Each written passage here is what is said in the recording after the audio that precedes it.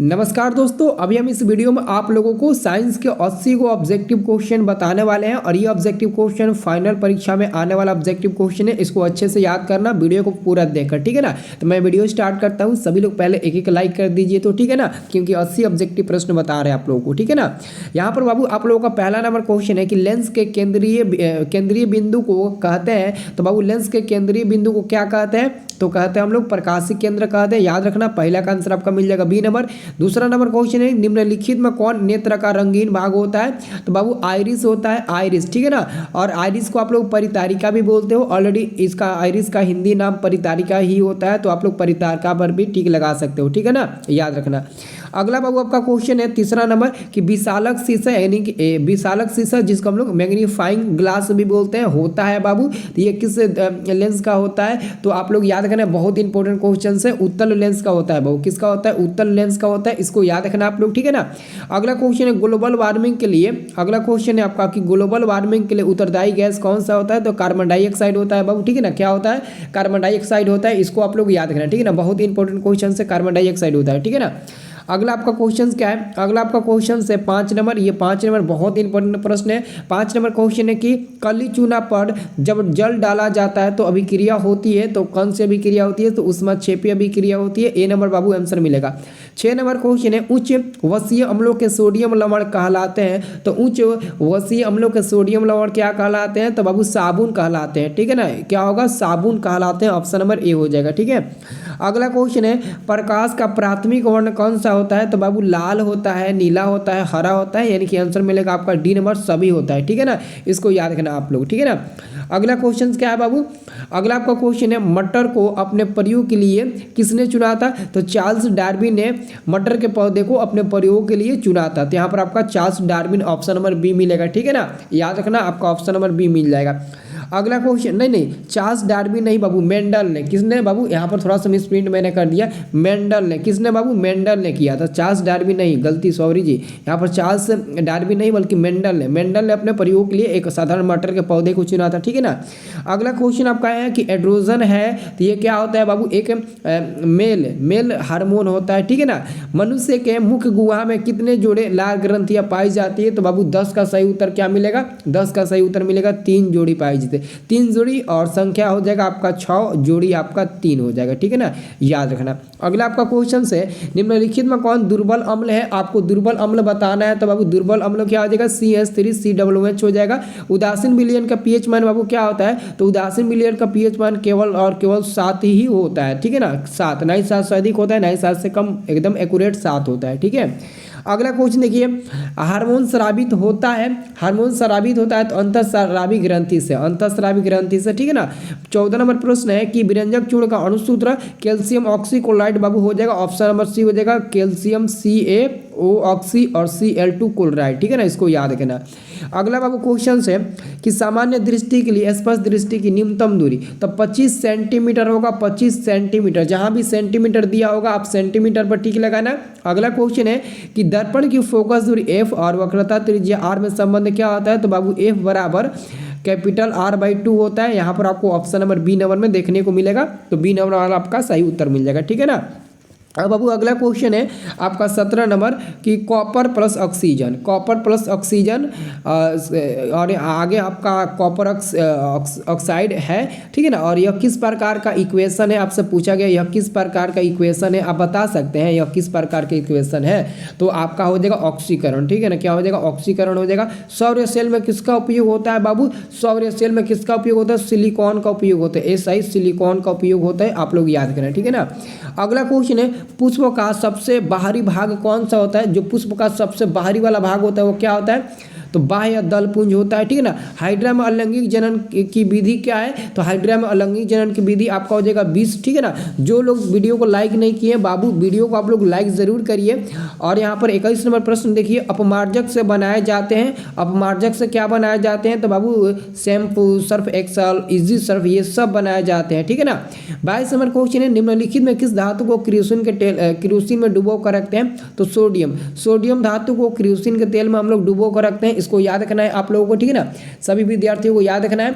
और एक और मैं आपको बात बताने वाला हूँ, अगर कोई भी विद्यार्थी अभी तक एग्ज़ाम की तैयारी पूरी तरह से नहीं किए हुए हैं और उनकी तैयारी मतलब कि अच्छी नहीं है, लेकिन फिर भी सोचते हैं कि जितना भी टाइम है उतना ही टाइम हम अच्छे से पढ़ ले तो फर्स्ट डिवीज़न आसानी से कर जाए, तो आप लोग बिल्कुल चिंता मत करिए। आप लोग 199 रुपये का PDF आप लोग खरीद लीजिए। उस PDF में आपको सभी विषय का ऑब्जेक्टिव सब्जेक्टिव प्रश्न आंसर सहित आपको दिया गया है, सब क्वेश्चन गेस लड़ने वाला दिया गया है, ठीक है ना, बस उसको याद करना है आप लोगों को, ठीक है ना, और एग्जाम में गर्दा मचा दोगे। तो जिसको भी लेना होगा आपको पे फोन से आपको पैसा कटाना होगा मेरे मोबाइल नंबर पर, और मैं मोबाइल नंबर दे देता हूँ, पे फोन गूगल पे पेटीएम, 3 चीज़ का सुविधा है, पे फोन पेटीएम गूगल पे।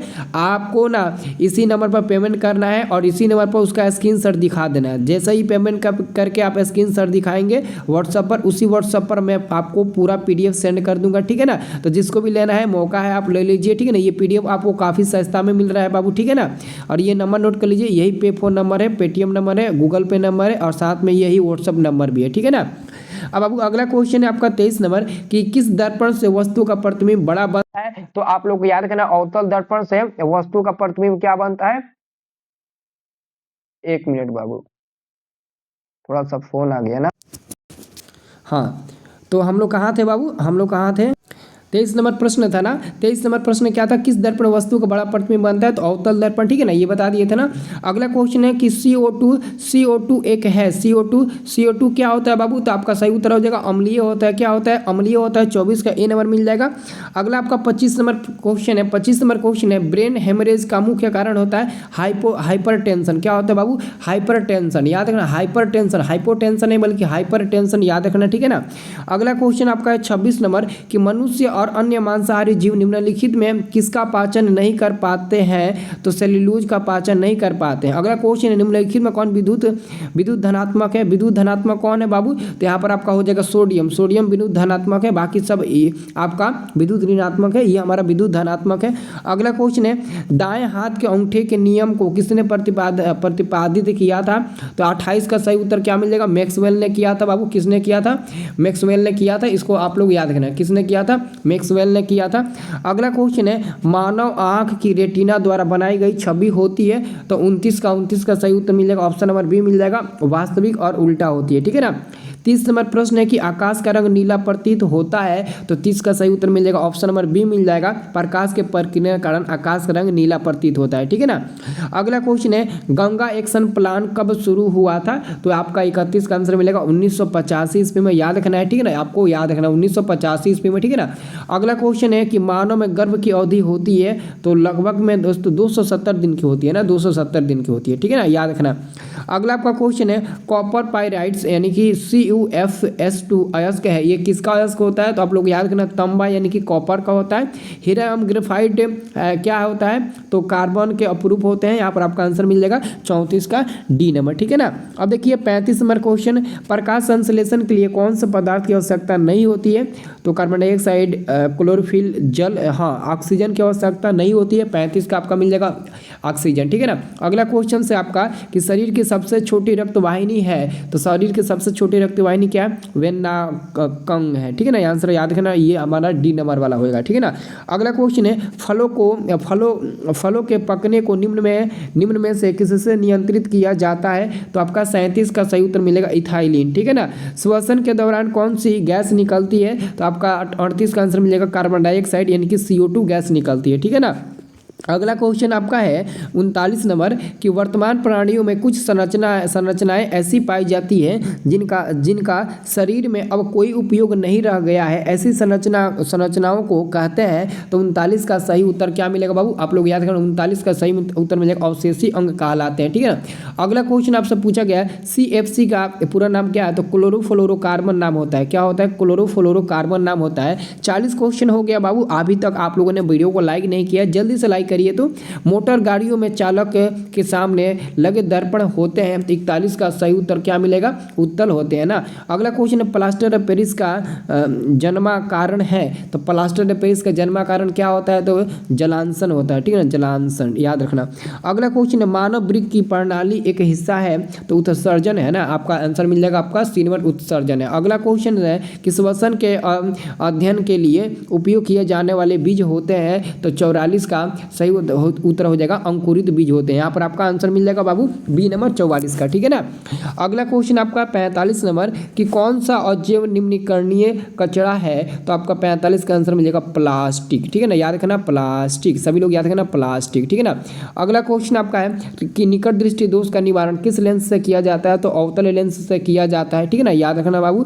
अगला क्वेश्चन है स्पेक्ट्रम में किस रंग की किरण का झुकाव अधिक होता है, तो स्पेक्ट्रम में ना लाल रंग का किरण के झुकाव अधिक नहीं होगा, कम होगा, क्योंकि उसका तरंगदैर्घ्य ज़्यादा होता है लाल रंग का।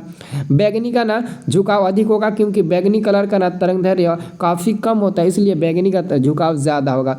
प्रकाश के किस रंग का प्रकीर्णन सबसे कम होगा, तो लाल रंग का प्रकीर्णन ना सबसे कम होता है, सबसे कम इसलिए होता है ना क्योंकि उसका तरंगदैर्घ्य बहुत ज़्यादा होता है, इसी कारण, ठीक है ना। अगला क्वेश्चन इथाइल अल्कोहल का अणुसूत्र, तो इथाइल अल्कोहल का अणुसूत्र C2H5OH होता है, इसको याद रखना है। क्रायोलाइट अयस्क होता है, तो क्रायोलाइट किसका अयस्क होता है बाबू, ये हमारा एल्युमिनियम का होता है ना, एल्युमिनियम का होता है, याद रखना एल्युमिनियम का होता है, ठीक है ना।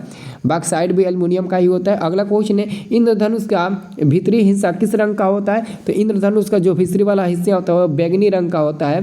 तरंगदैर्घ्य को सामान्यतः व्यक्त किया जाता है, तो एंगस्ट्रम के रूप में तरंगदैर्घ्य को हम लोग व्यक्त करते हैं, वेवलेंथ एंगस्ट्रम यानी कि एक, और उसके मुड़िया पर 0 रख देंगे, एंगस्ट्रम बन जाएगा, ठीक है ना। अगला क्वेश्चन है एंगस्ट्रम को मीटर में हम लोग चेंज कर सकते हैं, ठीक है, 10⁻⁻10 मीटर। पानी से भरी बाल्टी गहराई कम दिखती है, इसका कारण क्या होता है, तो अपवर्तन होता है ना, प्रकाश का अपवर्तन। क्या होता है बाबू, प्रकाश का अपवर्तन होता है ना, तो आपका सही उत्तर मिल जाएगा। अगला क्वेश्चन आपका है कि एक साधारण प्रिज्म में कितने सतहों से घिरा रहता है, तो एक साधारण प्रिज्म में 5 सतह होते हैं, इसको याद रखना है। अगला क्वेश्चन है CNG का मुख्य घटक कौन होता है, तो मीथेन होता है, इसको भी आप लोगों को याद रखना है। और अगला क्वेश्चन है 56 नंबर, सूर्य से जो प्रकाश ऊर्जा विकसित होती है उस प्रकाश ऊर्जा स्रोत उस ऊर्जा का स्रोत है, तो ये क्या होगा, आपका आंसर C नंबर हो जाएगा, हाइड्रोजन नाभिकों का संलयन, आंसर आपका C नंबर मिल जाएगा, ठीक है ना। अगला आपका क्वेश्चन है 57 नंबर कि निम्नलिखित में कौन अम्ल है, तो अम्ल क्या है, HCl हाइड्रोक्लोरिक अम्ल होता है, बाकी ये तो आपका लवण हो जाएगा, ठीक है ना। और ये हमारा क्या हो जाएगा, भस्म हो जाएगा ना, OH लास्ट में है, ठीक है ना। अगला क्वेश्चन आपका 58 नंबर की आवर्त सारणी के दाईं ओर रखे गए तत्व कहलाते हैं, तो 58 का सही उत्तर क्या मिलेगा, 58 का आपका सही उत्तर मिल जाएगा अधातु कहलाते हैं, क्या मिल जाएगा, अधातु कहलाते हैं, ठीक है ना। अगला क्वेश्चन है साबुन है, तो साबुन क्या होता है बाबू, आप लोगों को याद है साबुन सोडियम एसिटेट होता है, ठीक है ना, याद रखना। जब प्रकाश की किरण हवा से कांच में प्रवेश करती है तो मुड़ती है, जब प्रकाश की किरण अभिलंब से निकट मतलब कि अभिलंब से मतलब कि नजदीक, ठीक है ना, याद रखना। अगला मैं क्वेश्चन की बात करूं तो अगला हमारा क्वेश्चन है डायनेमो से कैसी धारा प्राप्त होती है, तो डायनेमो से बाबू याद रखना दिष्ट धारा और प्रतिवर्ती धारा, यानी कि अल्टरनेटिव करंट और डायरेक्ट करंट दोनों धाराएं प्राप्त होती है, ठीक है ना। 62 नंबर क्वेश्चन है किस दर्पण का दृष्टि क्षेत्र बहुत बड़ा होता है, तो उत्तल दर्पण का दृष्टि क्षेत्र काफ़ी बड़ा होता है, इसलिए ना साइड मिरर के रूप में उत्तल दर्पण का उपयोग करते हैं। जब आप लोग बाइक चलाते हो ना तो देखते हो ना कि एक छोटे से आईने में पीछे के सारी मतलब कि बड़े बड़े वाहनें हम आसानी से देख सकते हैं, मतलब कि वही होता है, उसका दृष्टि क्षेत्र जो होता है ना वो काफ़ी बड़ा होता है, ठीक है ना। अगला क्वेश्चन आपका 63 नंबर है कि लार में निम्नलिखित में कौन सा एंजाइम पाए जाते हैं, तो आपका 63 का सही उत्तर क्या मिलेगा, 63 का सही उत्तर मिलेगा टाइलिन, ऑप्शन नंबर C मिलेगा। भोजन का मुख्य रूप से अवशोषण होता है, तो आपका आंसर मिलेगा आपका D नंबर छोटी आंत में, ठीक है ना, याद रखना। अगला मैं क्वेश्चन की बात करूं 65 नंबर कि मनुष्य के मस्तिष्क को कितने भागों में बांटा जा सकता है, तो 65 का आपका सही उत्तर क्या मिलेगा बाबू, 65 का सही उत्तर मिल जाएगा 3, यानी कि 3 भागों में। स्त्रियों में लिंग गुणसूत्र होते हैं, XX होते हैं, आप लोगों को याद रखना है क्या होते हैं बाबू, XX होते हैं, इसको याद रखना आप लोगों को, ठीक है ना। अगला क्वेश्चन आपका यूरो 2 का संबंध क्या होता है बाबू, तो याद रखना 67 का सही उत्तर मिल जाएगा वायु प्रदूषण, A नंबर मिल जाएगा। पौधे में जनन अंग कहाँ पाए जाते हैं, तो 68 का आंसर मिल जाएगा पुष्प में, ठीक है ना, याद रखना पुष्प में यानी कि फूल में, ठीक है ना, याद रखना। अगला क्वेश्चन है मलेरिया उत्पन्न करने वाले मच्छर मादा एनोफिलिस किस तरह के जल में पाए जाते हैं, तो मलेरिया उत्पन्न करने वाले गंदा जल में पाए जाते हैं और डेंगू उत्पन्न करने वाले मच्छर साफ जल में। अगला क्वेश्चन बाबू है कि नर युग्मक और मादा युग्मक के संयोजन से बनता है, तो बाबू क्या होगा आपका 70 का उत्तर क्या मिलेगा, याद रखना है 70 का आंसर में जाइगोट या फिर इगोनज, ठीक है ना, याद रखना जाइगोट आपका आंसर मिलेगा ए नंबर। अगला क्वेश्चन है किसमें बाह्य निषेचन होता है, तो 71 का सही उत्तर मिलेगा मेढक में होता है, याद रखना। अगला क्वेश्चन हजामत बनाने के लिए व्यवहार किया जाता है, तो अवतल दर्पण का उपयोग हम लोग हजामत बनाने में करते हैं, ठीक है ना। अगला क्वेश्चन है कि दांतों को साफ करने के लिए दंत मंजन प्राय होता है, तो 73 का आंसर क्या मिलेगा आपका, सही उत्तर मिलेगा क्षारीय होता है। आधुनिक आवर्त सारणी में समूहों की संख्या होती है, आधुनिक आवर्त सारणी में समूह यानी कि वर्ग कितने होते हैं, तो 18 होते हैं, इसे भी याद रखना है। अगला क्वेश्चन मैग्नीशियम में पाया जाता है, तो मैग्नीशियम पाया जाता है क्लोरोफिल में पाया जाता है। वृक्क की रचनात्मक एवं क्रियात्मक इकाई को क्या कहते हैं, तो याद रखना वृक्क की रचनात्मक एवं क्रियात्मक इकाई को क्या कहते हैं। तो बाबू देखो इसका आंसर काफ़ी लोग नेफ्रॉन भी देते हैं, काफ़ी लोग न्यूरॉन भी देते हैं, लेकिन दोस्तों मैं देख रहा हूँ काफ़ी लड़के ऐसे हैं जो इसका आंसर नेफ्रॉन दे रहे हैं। एक्चुअली में दोस्तों एक क्वेश्चन है कि मानव में डायलिसिस थैली है, उसका आंसर होना चाहिए नेफ्रॉन, बट यहाँ पर वृक्क की रचनात्मक एवं क्रियात्मक इकाई को हम लोग न्यूरॉन न कहते हैं। छोटू बताइए तो कमेंट करके जल्दी से, आप लोग जल्दी से कमेंट करिए। तो अगला क्वेश्चन आपका है बाबू, अगला क्वेश्चन आपका है 77 नंबर, ये क्वेश्चन एक मिनट 77 नंबर क्वेश्चन है, हाँ 77 नंबर क्वेश्चन है कि निम्न में कौन उत्सर्जी अंग है, तो वृक्क आपका उत्सर्जी अंग हो जाएगा, 77 का ए नंबर आपका सही उत्तर मिलेगा, इसे याद रखना आप लोग, ठीक है ना। अब देखिए बाबू अगला क्वेश्चन, अगला आपका क्वेश्चन समतल दर्पण द्वारा बना प्रतिबिंब होता है, तो काल्पनिक होता है हमेशा, और हमेशा काल्पनिक ही होता है, जो आप लोग आभासी भी बोल सकते हो। अगला क्वेश्चन है मस्तिष्क का कौन सा भाग शरीर की स्थिति तथा संतुलन का रक्षण करता है, तो सही उत्तर मिलेगा अनुमस्तिष्क हो जाएगा आपका सी नंबर, ठीक है ना। अगला क्वेश्चन से घरेलू विद्युत परिपथ में उदासीन तार का रंग होता है, तो 80 का उत्तर मिलेगा ऑप्शन नंबर ए आपका लाल रंग का होता है। अब बाबू आपको क्या करना है, सभी विद्यार्थियों को वीडियो को एक लाइक कर देना है प्लीज़, और एक आप लोग शेयर भी कर देना अपने दोस्तों के पास व्हाट्सएप ग्रुप में, और सब्सक्राइब करके बेल आइकन को प्रेस कर लेना ताकि बाकी भी सब्जेक्ट का आपको वीडियो मिल जाएगा, ठीक है ना। थैंक यू सो मच मेरे प्यारे विद्यार्थी लोग, ठीक है ना। तो वीडियो को आप लोग लाइक ज़रूर करना, ओके।